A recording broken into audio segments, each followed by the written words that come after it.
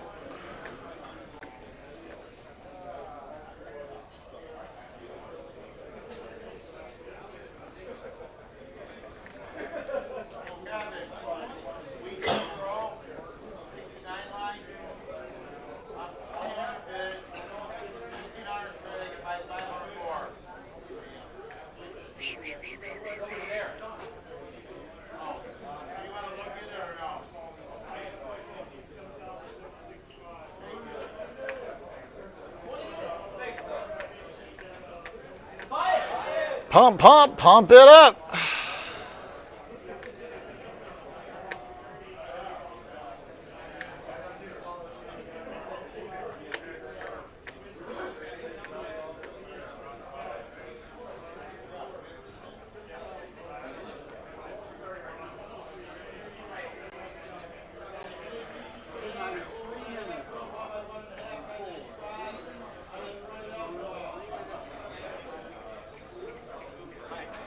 Good news, and bad news.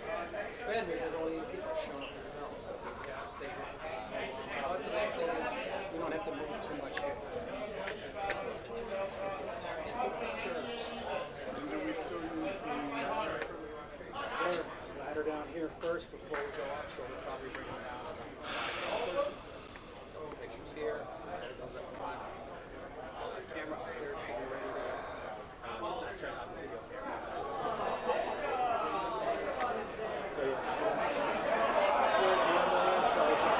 Oh.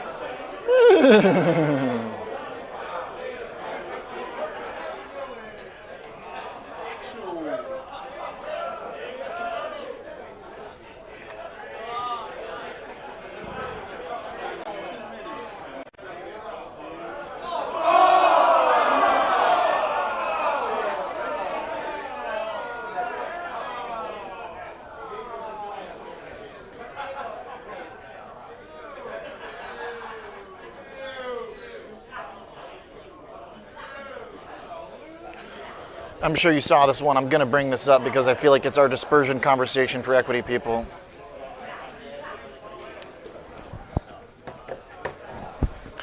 All right, 1 week with no nicotine. Everything's going your way. Yep. I've seen charts very similar. Yeah. Oh, you know what? I got to fix my...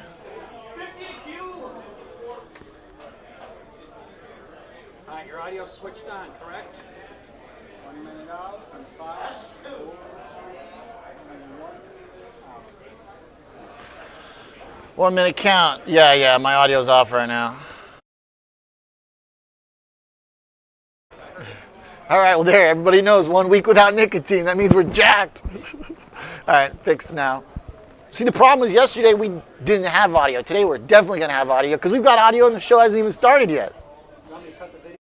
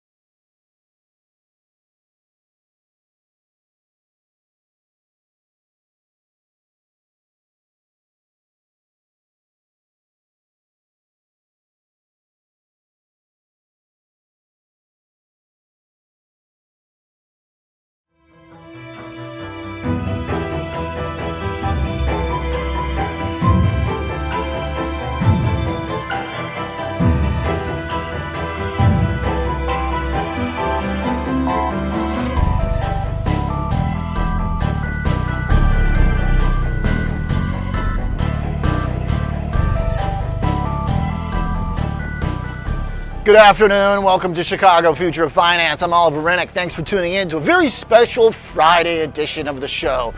Markets are hanging in right now. Equity is a little changed to the upside by about 0.5%. S&P 500, 50 bips. The good thing about the chart for stocks is that, all it's going to take is maybe one good day for us to get back to all-time highs. Obviously, there's been some jitters in the market.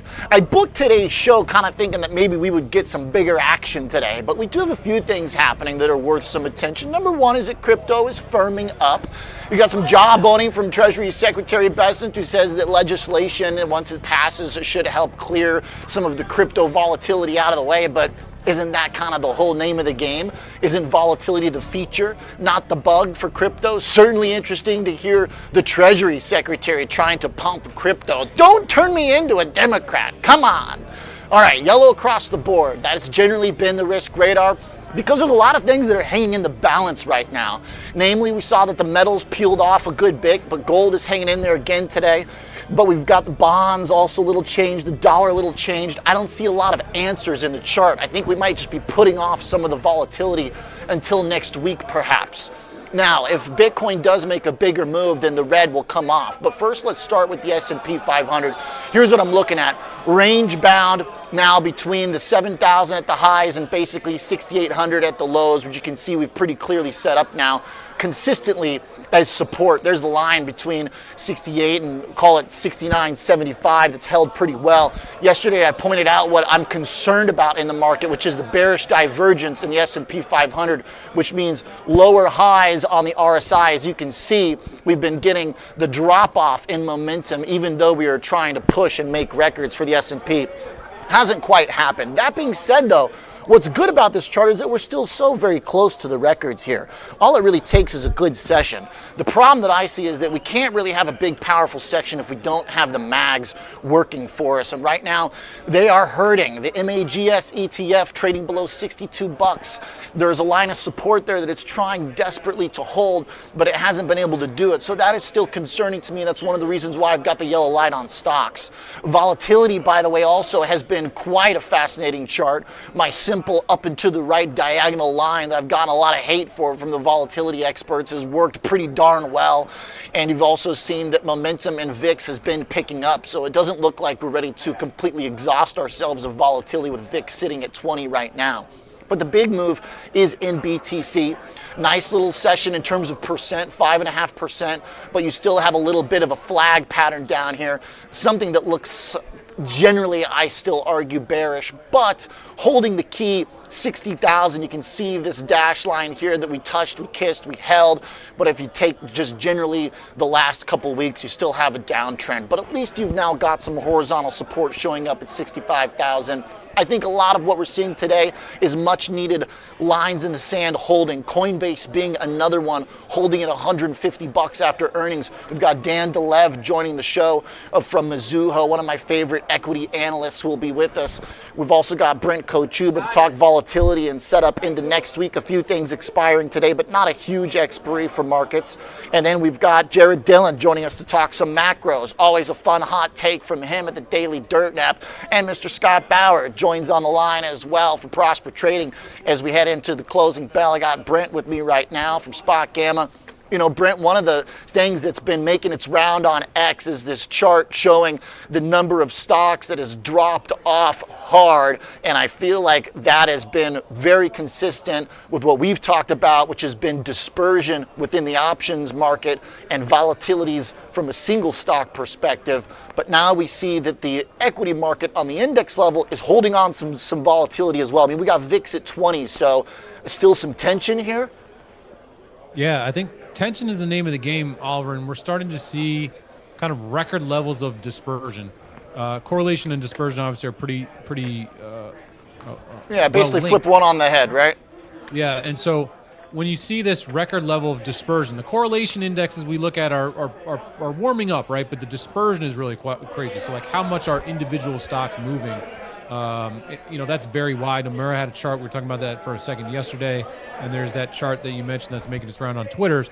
And what that's basically telling us is that things are whipping all over the place, but they're doing so in ways that is rather unprecedented. The chart from Nomura shows that there's as much dispersion now. Single stock moves on average are 10% in the S&P versus the index unchanged is pretty wild. You got to go back to the COVID period, when COVID hit, then the great financial crisis, then you have to go to the internet bubble. So that's the kind of level of sort of dislocation that we're talking about. And the problem with that is that the forward returns from basically any of these metrics that look at how much dispersion we're having, the forward returns are just ugly, right? They're nasty. So when you think about the instability of the market, right, how much underlying stocks are moving, the fact that the index isn't moving, you got to feel very uncomfortable about the position that we're in. I think the fact that we have a 3-day weekend here, there's not that much options flow buying this dip. There's a mild flow related to expiration today in the single stock space. Nobody's out there buying like 1 month, 2 month calls right now in any of this stuff. So you got the 3-day weekend, and then we're going to go into OPEX. And I think OPEX really could be this sort of pin that is pulled that suddenly everything starts to sync back up, right? That dispersion and correlation spikes and dispersion sort of normalizes or mean reverts, and generally this stuff cleans up to the downside, right? Equities sort of start to drop. The other thing that I'll note here, Oliver, is that you really have a hard time finding anything that's getting bid. The memory stocks, we talked ad nauseum about them. The only thing, honestly, that looks like generating a call bid at the moment is energy and TLT. Long bonds are bid at the moment. Yeah, boy, I got smoked on that, by the way, just because I'll be honest, if I get it right, I'd like to pat myself on the back if I get it wrong. I got bonds wrong. You know, I thought that we were going to see yields break out, but instead we saw price break out. At least I got the chart. I knew a big move was coming, I guess, but I just got the wrong direction here. Yeah, and the data that's come out has confirmed that. So if you're sitting here looking at equities, you're going, well, what space do I want to go into? Maybe I want to buy the dip in software, arguably because some names have gotten too crushed. That's a small sector. The mags are rolling over, as you just mentioned. Energy, do you want to get into energy at these highs? Who knows, right? But there's nothing gold and silver. Where do you go, right? And the only thing that seems to be catching a bid is bonds, on the idea that we're not getting a rate cut anytime soon. And is this a safe haven now? People see it as safe haven if equities start to roll over. So this is a very tough spot. I was describing this before as like you don't crash going from 0 to 100. Like you stage at 50, then you crash, right? And so we're staged at 50. That doesn't mean we have to crash. It just means the conditions are in place for us to crash. And so, that to me is what's worrying. And as long as we're under 6,900, I really worry about that. I think if we break 6,800, then that's the signal that we're going to go test that 6,600 level. I don't know what makes you mark down on our screen, but that's where we see negative gamma really trough, right? So that's showing for us as a level that, if the downside break happens, that's a nice 3 to 5% downside move there. And I think that would really start to sort of normalize these various dispersion measures and vol measures that are so dislocated right now. Just pulled up your SpotGamma. You're the most kind of simple version of your short-term chart here, intraday.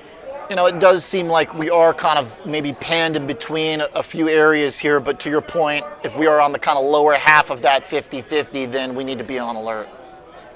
Yeah, and we've not had that trigger, right? We're 1% from all-time high. Yeah. But why are we unable to sort of push above that level? And why are these single stocks breaking so violently lower from there? Google was at 350, it's at 300. Microsoft, moving way down. Nvidia is kind of trending a little bit sideways here, but Amazon way down. So we're not getting this response of leadership at all out of any sort of major sector. In the equity market, the SPX has not responded to the downside, right? That's the head scratcher at the moment as to why the S&P, quite frankly, hasn't had that 2, 3, 4%, downside move. The fact that map right there is all red tells us that we're in a negative gamma environment here, and that is true while we're under 6,900. And that's the condition for volatility, right? Dealers hedge by selling as the stock market goes down. What adds to that is if vol starts to spike. So when VIX starts getting over 20, that's a signal that Vega as a downside driver, right, as convexity kicks in, right, that happens to the downside. So those flow conditions are starting to materialize. And historically, OPEX is this moment for regime transitions to take place, right? And so we have VIX expiration on Wednesday, and that, again, is this moment where you go, like, okay, like we're starting to sort of like line the ducks up in a row in terms of where you want that risk radar to be red, right? You got to worry about that downside. I don't know what the inspiring upside is. Again, other than maybe you look at software where the vol premium is certainly very rich and there's some interesting trades there, but buying the dip in CRM is not going to lead the S&P to new all-time highs, I don't think. That is a very good point. And to that statement, Brent, the range, the yellow's there because of the range. If you're trying to kind of get ahead of the move, then maybe you think about positioning to the downside, because to your point, I'm very concerned about the MAGS chart. To me, it's just, I love the rotation concept. I'm happy. I could be a small cap guy. I'm an underdog type of dude. I don't mind if there's rotation. I love a little spin, a little tango in the market, but the math is much easier for the market when big tech is either stable or trending higher. But now we have broken lower in the MAGS cohort, especially, I think, when you combine the technicals on MAGS with your options analysis, which says the flows are applying a good bit of pressure right now. That means you need a big force to get out of those flows. Same thing if you look at the chart with the bearish divergence, at 7,000 essentially. We need the big boys to get us over that hurdle, or we got to get everything else. If you don't have those 7, you basically need the other 493. That's totally true. And I don't know that we ever really dealt with the extreme concentration that we had. That was such a topic of conversation for a long time, where the top 8 stocks were, the entirety of the S&P and the entirety of the NASDAQ, right? And so, to your point there, to lift this out, then you kind of need that MAG bid. Now, wouldn't you say with Claude Code and all this other stuff that the AI models, the leading AI models, that should just be more business for them, and the capex is fine and all that. So, it's not ultimately clear. And why that is there's kind of so my many view. bid there. Yeah. It's Somebody in not the clear why there's not a bid chat. there. Somebody in the chat said that there's this contradiction of hyperscalers, the narrative that hyperscalers are wasting their cash flow, but that also AI is disrupting all these industries. So I actually sympathize with that. I think that generally selling off on CapEx when you're spending on a good business model is like the best type of sell-off you can have. So I do think if we get this shakeout that you're describing and we make a drop, I'd be pretty ready to buy at support at 6,600, and I'd probably go for the mags. I would totally agree with you, and we would clean up some of this, again, this dispersion, right? The fact that everything is so uncorrelated as it's been, and so we've had these spasms since Jan OPEX. The spasms have been very consistent. You can see them there on the chart, and so, again, how do you sort of like clean all this up? Well, if you drop 3 or 5%, all equities go. Correlation spikes, all equities move down kind of in conjunction with each other. That maybe opens some quote unquote value or some dip to buy, that is interesting material, right? It's a reason to be in the equity market. And I'll also just say this, I was making a joke about this with somebody before. Pam Bondi in the congressional meetings yesterday, her pushback on some kind of illicit topics was, the Dow is over 50,000. Why should you care about this thing that we're talking about? And it was just this hilarious thing, and it seems offsetting, but that's what the government is focused on. So the idea that like that in crypto, apparently, according to Besson, everything. The idea that Trump doesn't throw ultimately everything. This feels like a Jared Dillon comment, maybe. Would just throw everything to make sure the stock market goes up over time. Can be true, but in the short term, right now things are quite dislocated and pretty nasty. Yeah, well said. Okay, let's talk about this chart from Michael Batnick here of Ritholtz that put together a great visual on showing the single stock blow-ups versus the index calm. I mean, yeah. I love that everybody caught on to this. I also love that, frankly, we were so ahead on this. The options have made this very clear. If you know how to read the options language, then it has been screaming this. It's all we've been talking about for what? The whole year, basically? Because the dispersion, when dispersion is an input variable that you look at every day when you are an options professional like you, like the guys here, like what I'm doing, frankly, Noel Smith, our whole team here has been talking about dispersion nonstop, the difference between single stock vol and index vol. And now the equity people and the stock people are seeing it in this form. So I love it. But I think this is also testament to why if you learn how to read options, you are ahead of the curve. I mean, this is the stock version of what we've been discussing all year. Yeah, I think that's right, Oliver. And what catches my eye about this chart, obviously, is the fact that the S&P has not broken lower. And that doesn't make a ton of sense. But correlation in the indexes we were talking about, we're flagging a lot of these other big drawdowns, right? To the point. I was sick of talking about correlation and the fact that it was so low because of these, the spasm situation. And it's like, look, I'm boy who cried wolf sitting over here saying, like, this is a problem. Now, that's what this has been. Our Core 1M conversation was that chart for the last 3 weeks. Go ahead. Yeah, and so you can make this argument. You say, look, despite us waving our hand about correlation, oftentimes when that signal of risk, right, has flagged, the S&P drops 3, 4, 5%, right? It's happened many, many times over the last year or 2 years, probably 5 or 6 times at least, right? So this is an enigma that we've seen this risk, but to the point of the chart you're just looking at, we haven't paid the piper in terms of the equity drawdown. Now, this is forecasting a pretty unbelievable drawdown, right? You're talking 10, 20%. Yeah, that's the implication. So much attention is that usually when you have these many single stock blowups, it's because there's a high correlation sell-off happening.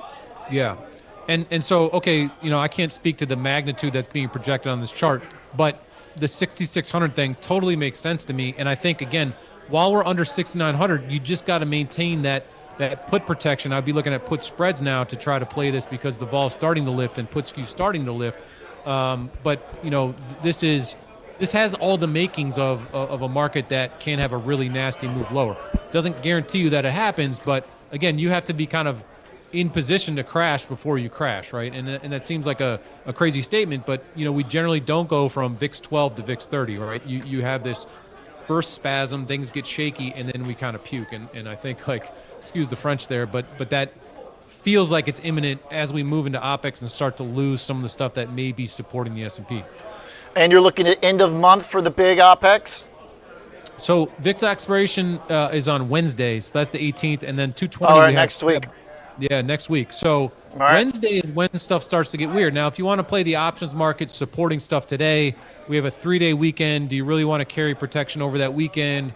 The single stock, anyone that was, I think, long vol in the single stock space yesterday, a lot of them were tied to today's expiration, so there's a kind of a 0DT single stock component, I think, helping the market today. We can see that. So this is a light bounce for sure. But I think I feel better about shorting this bounce today than if the market broke 1% lower and being short into the weekend. So if anything, if you're a bear, you like this bounce, I think, because it gives you an opportunity to sort of, think about positioning into the weekend, buying 2 or 3 month to expiration, put spread, something like that, and then waiting to see how this thing plays out next week. Okay, great stuff. So still looking generally for a bigger puke to get index vol in line with the single stock vol that has been showing up in a big way.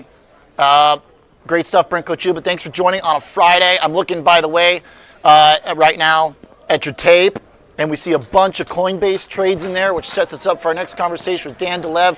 For those who aren't already following Brent, make sure you scan QR code on the top right to get the free daily flow patrol report. And a great look also next week for the expiry coming around the bend. Thanks, Brent Kochuba. Thanks, Appreciate Oliver. you, man. Yeah, great stuff. You got it. All right.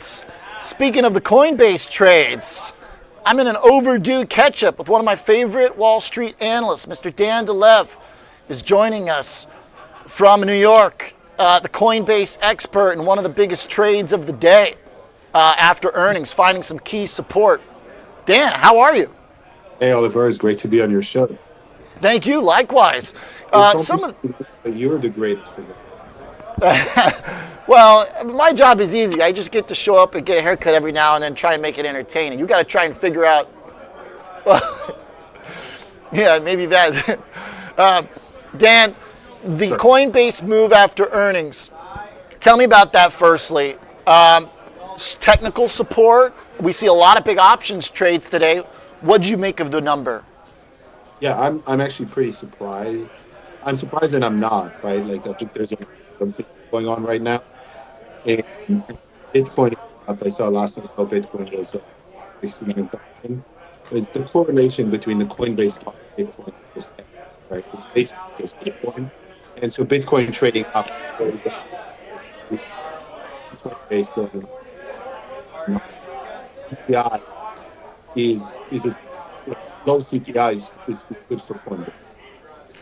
Okay, you break up a little bit there, Dan, but and by the way, I'm happy to just take your audio if you need, but you're telling me that the light inflation print, did I hear you right there, that light inflation's good for Coinbase, good for trading? Give me 1 second, let me just... Hey, there you go, that sounds better already, I think. It's going to be better now. 1 second. Yeah, beautiful, there you go. I'm going to bring up the chart here while you get that set up. Give some perspective. Because I had a yeah, there you go, that's great. Yeah, I hear you good. 18% today. I've had this line on Coinbase for 3 years, by the way, on my chart. It found support at $150 April earlier this year, and then the summer and fall last year. So with that perspective, go ahead, Dan, keep going. I love that you show this long-term chart because, I mean, yeah, it's up 18% today, but look at just how disastrous it's been since the peak, right? So it's like this could be, I mean, again, it's very hard to call these rallies, but this could be sort of, like a little bit of a fool's rally on the way up. So I wouldn't be, we're neutral on Coinbase. As you know, we've always favored Robinhood over Coinbase. And I really don't think there's anything that's changing here. There were some good things like, as you know me, I look at the fundamentals more than I look at the price. And the fundamentals were fine. But, what caught my eye, and this is something that I think investors need to pay close attention to, is the retail kind of like casual traders stepped away and that caused basically a massive decline in the take rate. I think from 154 basis points to 142, and management said that they expect this trend to continue. So I think we might see a few more quarters of like take rate bleed, which is not good for the stock. Okay, what does that last phrase mean, Dan? Take away bleed? Did I hear that right?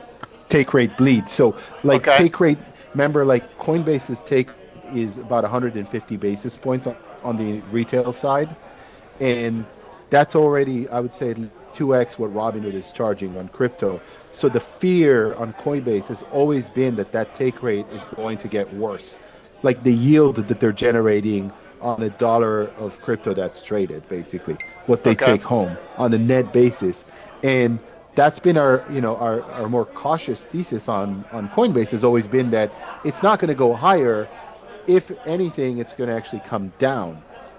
And what you've seen in Q4 is you've seen a quarter-over-quarter deterioration in that take rate because of mix shift to the pro trader away from the casual retail trader.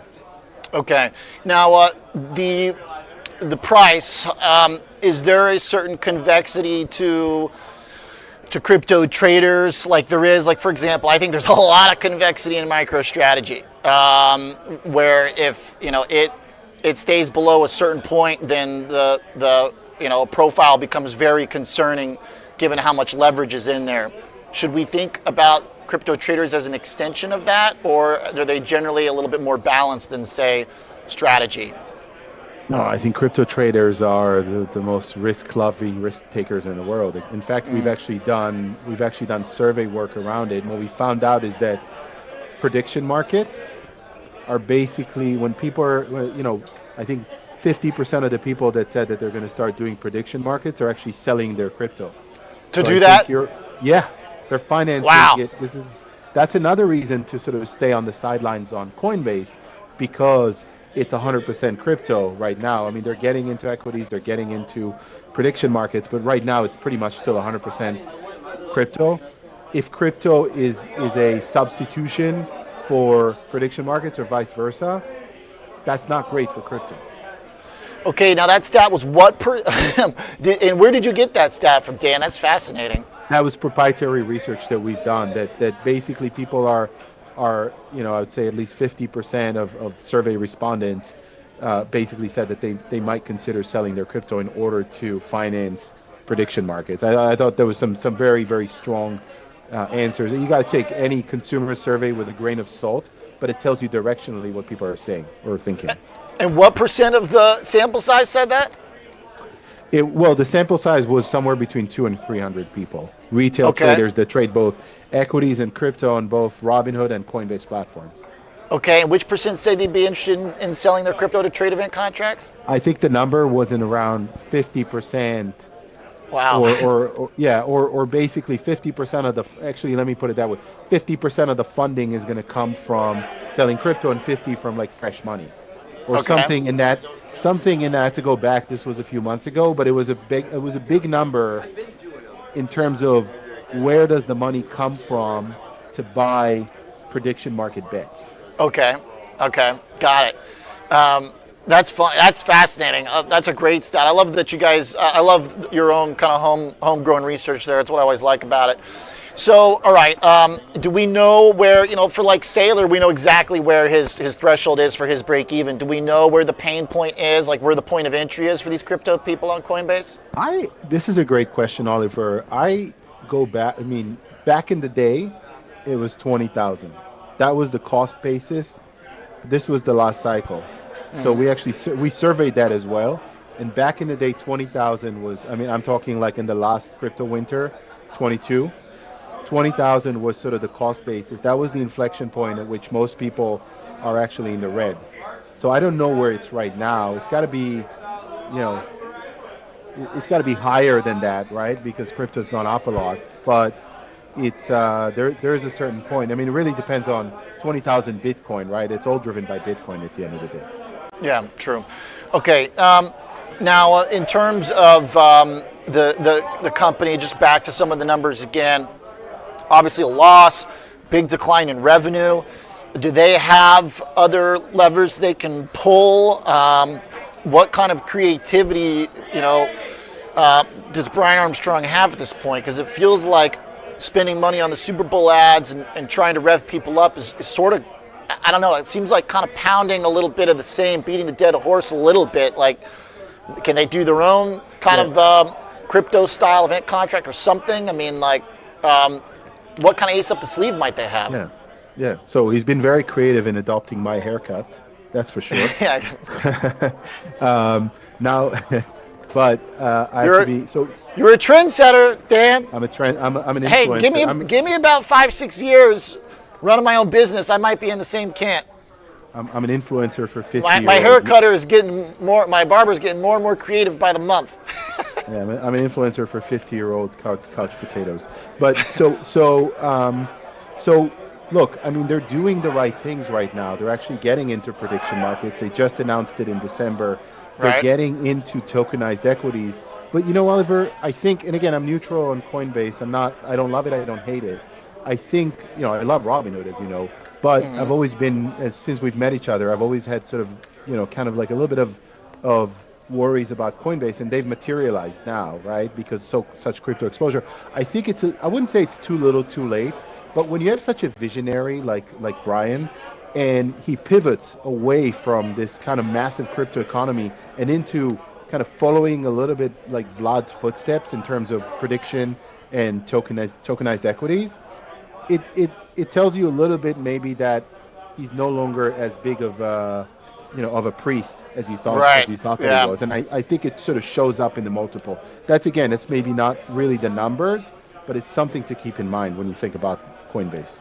Well said, Dan. I want to make sure I at least get 90 seconds from you on Hood. Last year it was my stock of the year.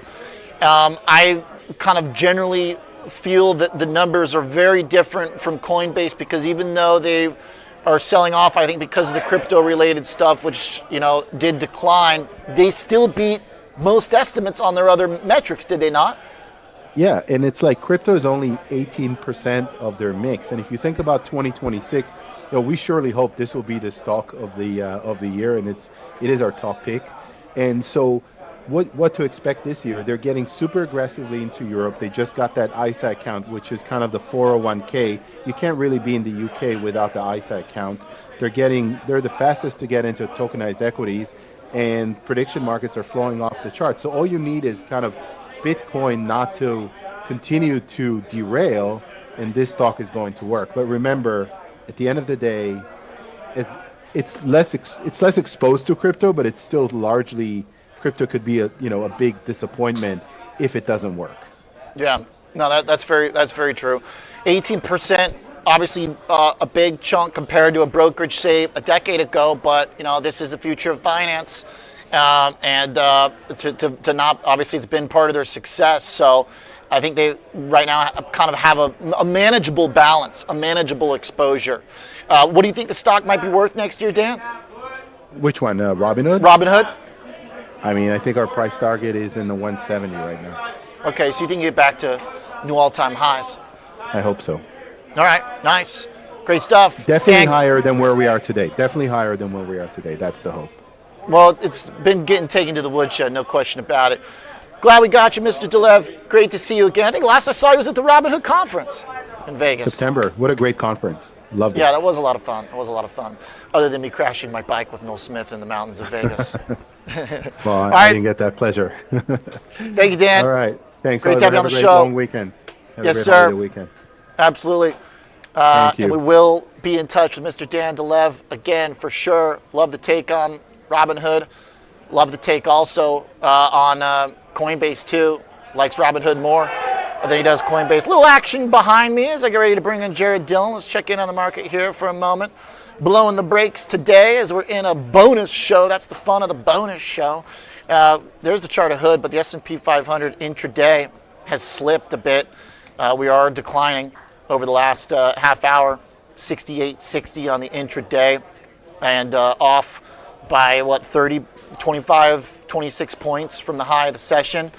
But the stuff that was up the most is still holding on pretty well. Bitcoin cooled off after an early bounce, but did hit upwards of 70,000 after Treasury Secretary Besant came out and basically jawboned it, I think, is the way I would describe it.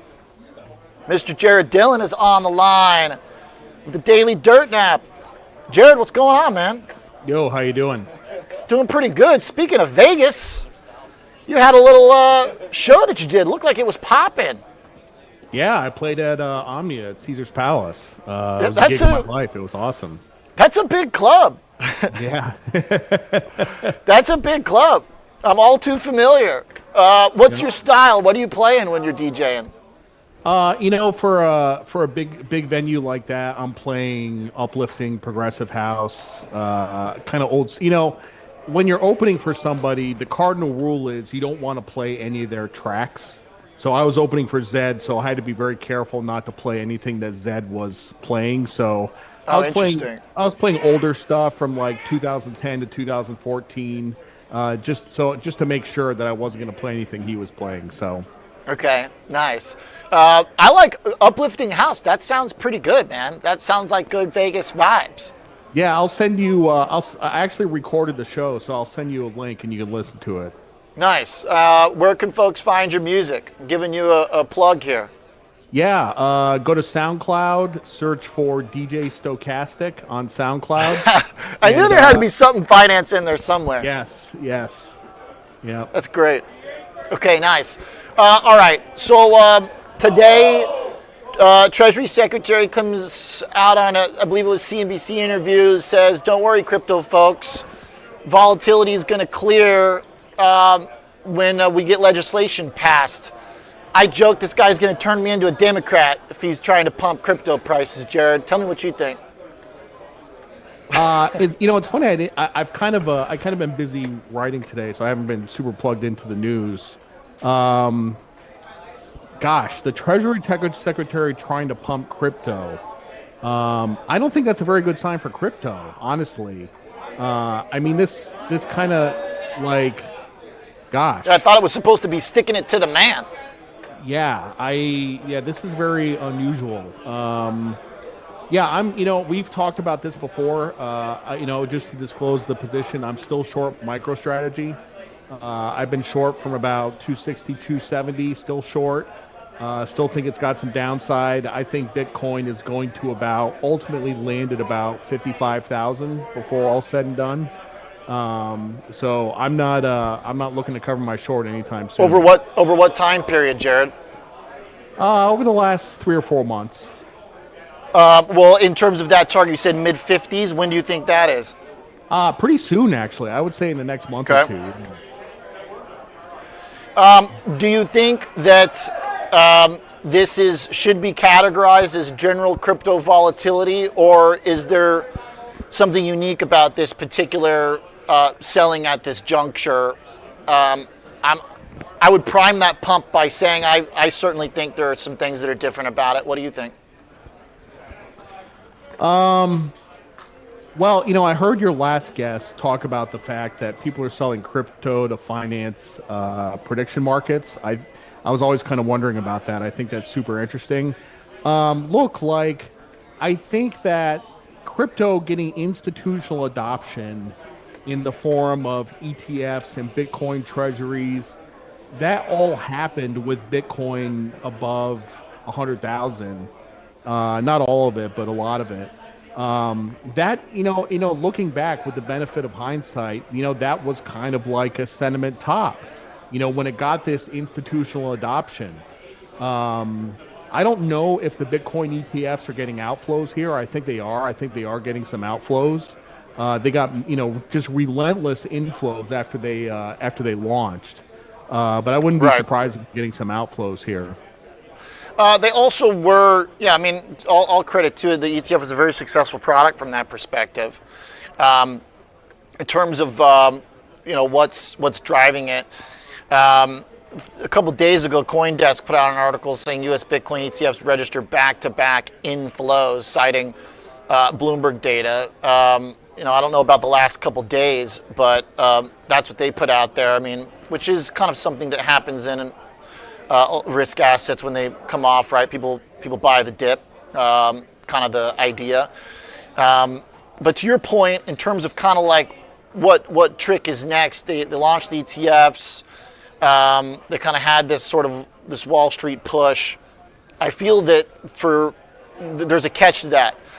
One is that, okay, you get the Wall Street flows, you get the ETF flows, but the catch to it that I see from this point is that when you are taking an asset and injecting it into kind of traditional portfolios, which most advisors didn't really. There's some advisors who have picked up on crypto. Most advisors still generally don't really mess with the stuff. But for anyone that's looking at it from a kind of Wall Street driven portfolio construction standpoint, I think this sell-off is particularly bad for it because stocks have been so strong. You got a really bad beta for Bitcoin. It used to be beta to the upside and also beta to the downside, but in the last year and a half, it's just been beta to the downside. So to me, that is a fairly unique regime that we've been in. And then you pile on the strategy part to it where now you have this massive levered instrument right in the middle, which Bitcoin didn't have before, and I feel there are unique risks in the space. Yeah, I mean, I'm not necessarily anti-Bitcoin. I'm not anti-crypto. Some people are, Yeah. I've owned Bitcoin at I'm a little bit more anti than you are. Yeah. Yep. So look, like if Bitcoin gets down to 50, below 50, honestly, I'll probably buy some of the ETFs.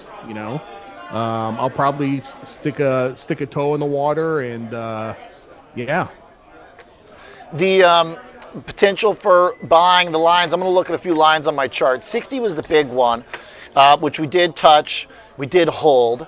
The other thing, too, that obviously I've been harping on nonstop is the bearish divergence in Bitcoin, which actually puts the breakdown target for me at like 25 to 30,000. That obviously would be fairly catastrophic. If you're thinking about buying at 50, or mid-50s, Jared, why not stab at 60 when it hits? Where do you get the kind of mid-50s target? Do you think there's something technically that points to that? Yeah, I don't think 60 is going to hold. I mean, we're going to retest it, and I think we're going to bust through. I don't know if you saw the Saylor interview on CNBC. Yeah, I did. Yeah, it was not confidence inspiring. Right. Saylor doesn't really have a plan. I'm trying to think of the liquidity impact of him being a forced seller of Bitcoin and what that's going to do to the price. So I do think we have more downside than 60. So yeah. Jared, the other thing too is that from a trader standpoint, you've got street smarts, and one rule of trading that I feel is kind of like day one, week one, is never announce your stops. And every time he keeps saying that they can go down to 8,000, I feel like he's telling us all where his stop is.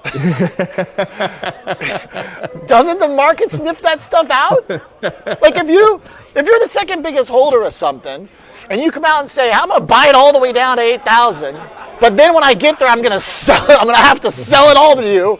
Why wouldn't I sell him now and pick it back up at 8? That is absolutely true. But just from a trading standpoint, I never use stops. Stops have a tendency to get elected at the worst possible times, overnight when liquidity is low. I have mental stops, I have psychological stops, but I will not put a stop order in the market. I never do. Okay. Yeah, exactly, because the suspicion, right? Yep. Market maker will sniff your ass out, baby. Hey, Jared, last point here real quick is we got a light inflation print today. Dollar has stabilized over the last couple months. I kind of thought bonds were going to sell off and yields were going to rise, but instead we got good economic data for employment, for ISMs, and a light inflation print. Should we be turning a bit more optimistic on the economy? Give me your 60-second take. No, look, the internals of the stock market are really, really bad. A lot of these growthy names, a lot of these meme names they've been rolling over for the last couple of months, like, DoorDash and Carvana and stuff like that. The internals are bad. I don't necessarily think a lighter inflation print is good for stocks. It was a little bit today, but we got a pretty anemic bounce on the CPI numbers today. I wouldn't call that a strong bounce. So, look, I think Pam Bondi put in the top 2 days ago. By talking about the Dow? talking about the 50. I thought, dude, that's a bell ringer if I've ever seen one. We just, if we get about 0.5% lower, we're pushing through support, and it's going to be ugly. Okay. Always fun and a unique take. Jared Dillian, DJ, trader, author of the Daily Dirtnap, SoundCloud, Stochastic, right? DJ Stochastic. DJ Stochastic. I'm gonna start. I'm gonna start using that for your lower third. DJ Stochastic. Great stuff, Jared. Thank you very much for jumping on. All right, thanks. You got it. Appreciate it. Jared Dillian, author of the Daily Dirtnap. All right, the show has roughly 12 minutes left here. Not quite taking it all the way into the bell. Let's close it out with a bang. Mr. Scott Bauer joining me on the line from Prosper Trading Academy. Got a 1 minute break, and I think we're going to come right back here. Market, by the way, heard a little bit of noise behind me. Just check on that real quick here, as we do see the S&P 500 holding in for the ride, but boy, barely. Really at the low end of that range there for sure. But overall, I think that's basically what we could ask for today, is the stock market holding in and just not breaking down further, despite the bounce in crypto. No real bounce in stocks. Scotty Bauer is with us. Scott, what's going on, sir? Good Friday to you. Happy Friday the 13th. I think a lot of people... Oh, yeah, I forgot about that. I think a lot of people are happy the week is over, given the extreme volatility we saw this week, jobs number, CPI today. If you kind of look back at the week and say, yeah, we're right here, we're just slightly lower for the week here, I think a lot of people would actually breathe a big sigh of relief. Now, you guys were just talking about internals, and I don't think the internals are really good. And what I look to, Oliver, is something we talk about all the time, is the bond market. And with what happened to the 10-year, okay, I mean, we were just literally, last week, we were talking about 430 on the 10-year. Yeah, I got smoked on that. Right, and things going the other way, which if we had broken much higher, that could have been really, really bad for the market. Here we are down at what, 405, 406, whatever it is. And yet the market doesn't really seem to care about that to the downside with rates coming down. So right. I don't know if that's more of a concern that, this data that's coming out that is soft and, better inflation print and blah, blah, blah. I don't know if that's just adding to the narrative that maybe there's some things underneath that we're not really paying attention to, like you guys were just talking about, the internals not looking good. Yeah. To your point, the bid into bonds, the push down for the 10-year, I generally I don't love that as a sign of risk appetite, to your point. I don't either. I would prefer us having to deal with higher yields, to be honest. I think the big concern is why are yields going down? Are they going down because things are getting worse? Right? Everybody wants to see them go down because they want to see the Fed cut rates, right? But along with that comes a reason why they are going down. And I don't like the reason they are going down. Yeah, we're sitting at 405 right now on the 10-year. Look at this move here. I'm pulling it up here. Look at this 1 week move. Yeah, I mean, it's a doozy. There is nobody I know of. I'm saying nobody that I know of that last week when we saw 428 here, okay, and it was on the 20th of January when we were up near 430, and then literally on February 3rd and 4th, right approaching 430. Yep. There is not a single person that I have talked with that would have said 1 week, 10 days later, you're going to be touching or on the precipice of 4%. If you had put something out there, Kalshi, Poly Market, wherever, and you said, are we going to hit 450 or 4% first? I guarantee you 90+% would have been on the 450 part. Yeah. Sorry if I led our viewers astray on that one, because I definitely missed we can it. forgive you after MicroStrategies. Yeah, I had a few other solid ones. But I think that the data here's why markets are so tough, why trading is so tough. It's because I based that view off my expectation that the economy was going to print good numbers, which it did. Yep. It hit ISM above 50 manufacturing. It hit the employment above expectations. And inflation is good when it's lower than expected, but maybe that kind of accelerated some of this. I don't know. I don't think this was so much economic related. I think this was asset price related because we had stocks drop off. We had a couple big single individual name blowups. We had the crypto pressure. That's what I think put the bid into bonds.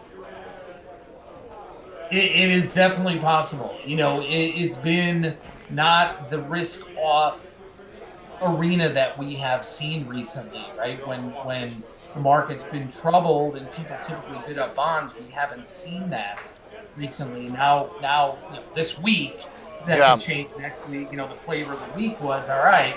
We're going to see that, and we've also talked about how over the last several weeks, months, whatever it might be, that we're seeing rates around the world going up, especially with in Japan, and so. We've seen our rates ticking higher to there also, and now all of a sudden, this is a major. It's not a collapse. This is a major to go down 24 basis points in a week. That's massive. Yeah, Scott. You know what else I think too is I pulled up the yields here in the purple line next to the gold in candles. And I think also the fact that gold stalled out yesterday got hit. Silver has been unwinding. Those were these kind of extra diversifier trades that I think were part of the risk-on appetite. And when they failed, silver in particular, you can see where there's a strong candle in the 10-year downward telling me that I think that the sell-off in metals finally pushed people into bonds. You bet. And when you talk about the dollar and look at a strong candle, we saw that earlier in the week when the jobs number came out. Yeah, and that dollar finally caught a bid. Very short-lived. Very short-lived. I think we talked about that, and that is the climate that we are in right now. And I don't know where people are looking for protection or safety right now. I really don't, because it's still I'm old school, so I still go to the usuals when I want to have that protection. But some of the themes, some of the thesis of those old tried and true risk haven types of trades maybe aren't necessarily playing out like we thought they would. Yeah. Well, I do think that's where the silver and the gold trade apply, because they kind of threw this kind of curveball a little bit to the market, where you had gold as something that worked in so many different environments. It was that kind of risk-off safety diversifier, but then when you've got massive red candles, because it becomes this speculative tool, and silver being a much more intense example that I got up here now, I think those complicated the picture. If gold and silver lose their mojo, then maybe bonds will get some of theirs back. I mean, when gold and silver become a FOMO trade and become a meme trade, which we've talked about, and they absolutely did, that the market people are kind of grasping at straws in that particular time. Yeah. And you guys were just talking in your last interview here, those kind of psychological things, and you mentioned Pam Bondi saying 50,000. Yeah, jinxed. You may look at that. You may look at that and say, that's funny. That's a joke. There is something to that. There is something to that, because we know human nature. We know psychology. We know that in the past, when the cashier at the supermarket, your Uber driver, whatever it is, starts talking about something that is so popular, and that FOMO starts hitting, that can be a sign of a top here. So we can kind of laugh at what she said. I do think there's some relevance to it. That's to Jared's point too. I mean, I think that when stock market and investing commentary starts showing up in weird places, like good. getting shout outs No at good. testimonies over. I don't even want to talk about what the testimony's over. It's so awful. But when like we start referencing 50K among like Epstein stuff, then like, It's no good, man. It's no good. that might be the time where it's become a little bit too much in the cultural dialogue to be sustainable. Totally. That's typically, as a trader instinct, right? I don't know the empirical data behind it. I really don't. Trader instinct, when something like that happens, you typically want to fade that. Yeah. That is what you want to do. So, be interesting. Next week's a bit lighter week just with earnings and with some of the eco data, but now the announcement that came out today that we may see something out of the Supreme Court next Friday, maybe, that should probably keep vol elevated a bit. Okay. Yeah. But I don't see a lot of optimism underneath the market right now. They don't. Yeah. That doesn't mean I'm saying, oh man, we're set up for 2, 3, 5% to the downside at all. That's not what I'm saying. I don't see a lot of optimism out there.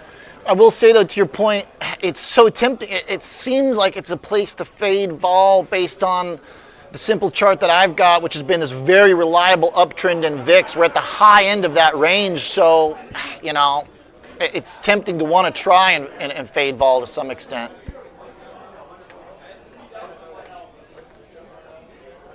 I mean, the last couple times we saw the VIX really pop, it took a nanosecond, to come back down. Now, is that trying to hold? At some point that'll break, right? But I think you got to respect that for right now. Yeah, okay, fair enough. Scotty, great stuff. Appreciate you as always. Have a great weekend, Mr. Bauer. You too, sir. Bye-bye. You got it. Scott Bauer, Prosper Trading Academy. All right, VIX uptrending. And into the weekend, not much of a bid for stocks. Looks like we might be going red here, unfortunately. One last look at the chart. You can see intraday, we're just toying with that 6,800, like a back and forth, like a yo-yo, a cat batting at a string. Doesn't look like it's going to break, though. Hopefully we can at least hold that line in the sand into the weekend, into next week. I will see you on Tuesday. Thank you for tuning in to Chicago Future of Finance, a special Friday show. Have a great weekend. Good luck. I'll see you next week.